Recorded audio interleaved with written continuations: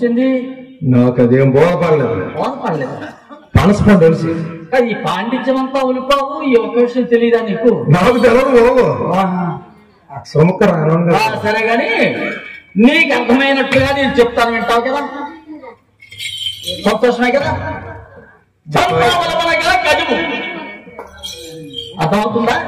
ఏది గజము? గజం అనగా ఏనుగు.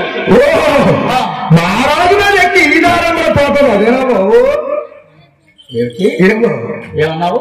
మహారాజు మీద ఎక్కి ఈ దారంలో? ఓ రాజుడా, రాజుగారి మీద ఎక్కడు, రాజుగారు దాని మీద కూర్చొని సవాలు చేస్తుంటారు. అది నాకు చేత కాదు కానీ ఆ ఏనుగుపై బలిష్టమైన ఒక మనిషి నిలుచుని, అంటే నీలాంటి పంది లాంటి వాడు. అర్థమవుతుంది కదా? ఒక రత్నము మీదికి తినచ్చో అది అంత మీదికి వెళుతుందో అంత ధామ కావాలను.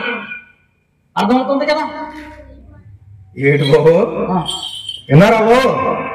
ఒక బలమైన ఏనుగు బలమైన మనిషి నిలబడి ఒక రాయి తీసుకొని పైకి సిరితే అది ఎంత ఎత్తుకు దిగినో అంత ధనం కావాలట. అవును బాబు, పైకి సిరిన రాయి పైన ఉండిపోద్దా? అది మా గురువు గారు తపశక్తి వల్ల అక్కడనే ఉంటుంది. నీకు గురువు ఉన్నాడు. అవును.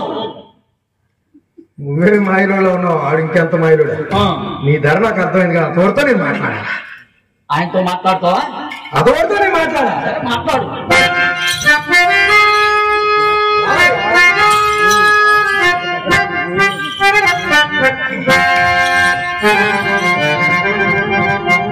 నీ పేరు? హరిశ్చంద్రుడయ్యా. హరిశ్చంద్రుడు గిరిశ్చంద్రుడు నా నోరు తెలియదు. నిన్నెంత సొమ్ము పోసుకుంటాను కదా. అవునయ్యా. నువ్వు నాకు దాసుడు అవుతావు. వేరే దాసు అని పిలుస్తాను.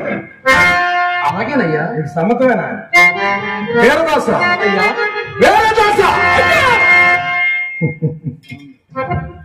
వేరే దాస నువ్వు చూస్తే మహారాజు పెట్టలా ఉన్నావు. కాటి కష్టం అంటే సామాన్యం అనుకున్నావు. గొట్టి చచ్చిందంటే దుడ్డు భుజాన వేయాలా, గూడానికి తేవాలి. పెద్ద పెద్ద మహారాజుకి చెప్పులు కొట్టాలయ్యా. చెప్పులు కొట్టడానికి నువ్వు సిద్ధమైనావు. అలాగే మహారాజు ఇంటికి కథాకార్యం అయితే ఊరంతా తిరిగి దండోరేయాలయ్యా. దండోరేయడానికి కూడా నువ్వు సిద్ధమేనా? సరే కాని బాబు, నీ బెల్లం పెట్లు ఉన్నారా? ఉండేవారయ్యా. ఇప్పుడు ప్రస్తుతం లేదు. ఏది ఆ బ్రాహ్మణ వీధిలో అమ్మిడిపోయింది. నీ బెల్లం పెట్టలేనా? నువ్వు ఎక్కడ? ఇదేదో పెద్ద నాటకంలాగే ఉంది. లేదయ్యా. నువ్వు చూస్తే పెద్ద మనిషిలో ఉన్నావు. ఒకప్పుడు మహారాజులు అంటారు. నాకడ పూర్తి నిజం చెప్పాలి కదయ్యా. విశ్వామిత్రుడు అప్పుడు రుణము ఉండటం వలన నా భార్య అమ్ముకుంటుందయ్యా. ఓహో, కాల వైపరీత్యం చేత ఇంత పని చేసింది. అవునయ్యా. హరదాసు, నీకు నీ మగం చూస్తుంటే నీకు ఒక ఉపకారం చేయాలి. నా మాట కాదనో కదా? నా మాట కాదనో కదా? ఎలా కాదుందయ్యా? మహారాజు గారు ఎంత సొమ్ము ఉందో నాకాడ అంత సొమ్ము ఉందయ్యా. నిజమా? తరతరాల నుంచి తరగనంత ఆస్తిపరండి.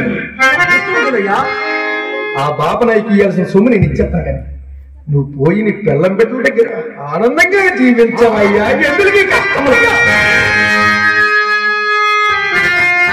అసత్యవాడు ముందు అయ్యా. కట్టిన పూటికి ఆశపడుతుందో అయ్యా. ఇది నీకు భాగ్యమా? వీరదాసు, నేను ఇన్ని విధంగా బోధించుతున్నా అడ్డు చేసేస్తాను కదా. వీరదాసు అయ్యా, అదిగా వాళ్ళ కదా రేత్రి పాలు వాళ్ళే ఉండవు. వచ్చిన శవాలు వస్తూనే ఉంటాయి, కాలిన శవాలు కాలుకుని ఉంటాయి. కాసింతైన తీరికైన ఉండదయ్యా ఈ కాశీలో. సమయానికి ఇంత కూడైన తినడానికి దొరకదయ్యా ఈ కాశీలో. సరేనదా? అంతా భగవద్గీత. నీ కాస్త ఒళ్ళలిసి నీ పాలు సాలొచ్చి నీ యాదికి నీ బెల్లం బిడ్డలు గుర్తొచ్చి నువ్వు కాస్త తిరుమల మారిపోతే సొమ్మే కావాలి బాబు. అయ్యో